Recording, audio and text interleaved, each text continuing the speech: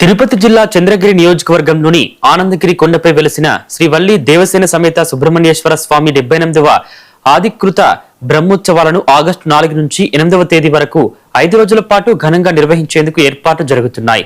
ఈ నేపథ్యంలో ఆలయ ఈవో యువరాణి, ఆలయ కమిటీ చైర్మన్ చంద్రశేఖర్ నాయుడు ఆధ్వర్యంలో నిర్వహించిన సమీక్ష సమావేశంలో చంద్రగిరి ఎమ్మెల్యే పులివర్తి నాని పాల్గొన్నారు.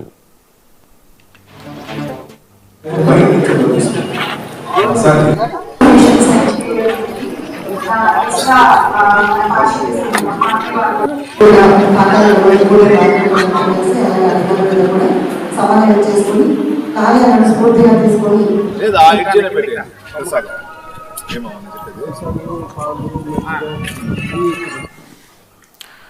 బ్రహ్మోత్సవాలకు వేలాదిగా భక్తులు వచ్చే అవకాశం ఉన్నందున ఎలాంటి అసౌకర్యం కలగకుండా అన్ని శాఖలు సమన్వయంతో పనిచేయాలని ఎమ్మెల్యే అధికారులను ఆదేశించారు.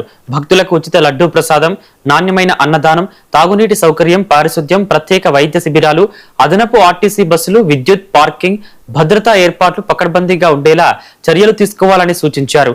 ట్రాఫిక్ సమస్యలు తలెత్తకుండా ప్రత్యేక రాకపోకల మార్గాలను ఏర్పాటు చేసినట్లు వెల్లడించిన ఎమ్మెల్యే ఉత్సవాల ముఖ్యమైన రోజుల్లో తాను స్వయంగా ఆలయం వద్దే ఉండి ఏర్పాట్లను పర్యవేక్షిస్తానన్నారు.